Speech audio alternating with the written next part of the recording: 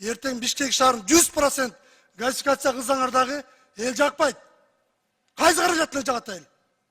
Смог дейсизби, иш дейсизби, бул абдан мындача Бишкек шаары эмес, жалпы кыргыз эли үчүн бул чоң трагедия деп айтат элем.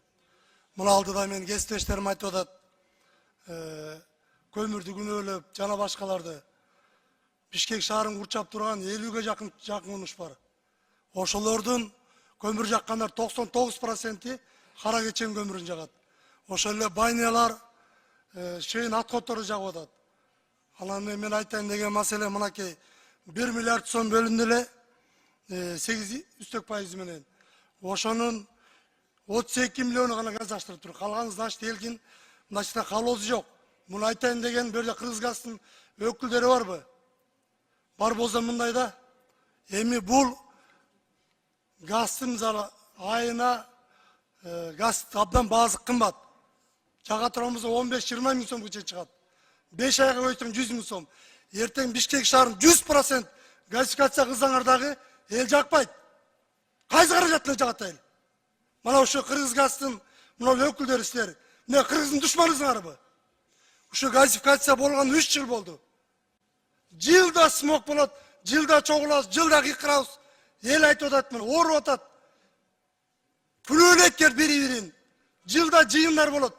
Жыйынтыгы жок. Бүт şu Kırgız gaz силер күнүңүзгөр. Сүйлөшпөңөр ошону.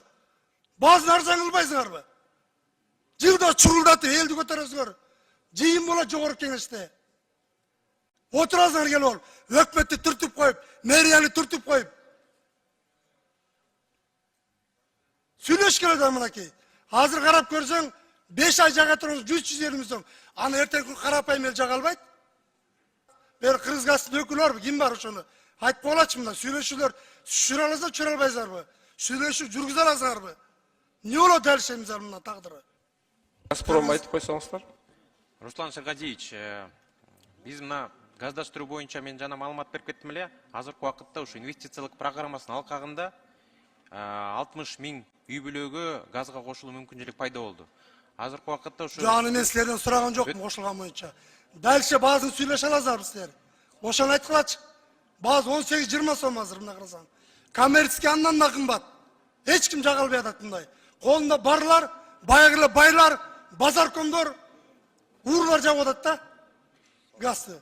Конкретно айткыла, чүрө аласың баазын. Сүйлөшө аласың, ошону айткыла. Силерден сураган жокмун мен. Канчалык кошкон жоксуңар? Руслан Шергазиевич, бул жерде мына баа боюнча айтып кетсек, биз эми өзүбүздүн өндүрүүбүз, газ өндүрүүбүз жок болгондуктан бул импортный газ болуп атат. Импортный газ кайсы өлкөдө кандай импорт болсо, импортированный газдардын өлкөлөрдүн санынан эң баасы төмөн бизде болуп атат. Ошондой эле мына ЕАЭСте турган Арменияны алсак, ошондой эле биздей мамлекет, кичинекей мамлекет. Ал деле өзүнүн өндүрүүсү жок. Аны газды алдагы импорт кылып атат. Бир санын Армения, бир санын Азербайжан, бир санын бир жагын Россиядан. 2 эсе көп болуп атат бизден баасы. Биз өзүбүздүн ишмердүүлүгүбүздө эң минималдуу тарифтерди коюп атабыз. Азыр эле мына канча жылдан бери мен мына айтып кетейин, бул эми так маалымат.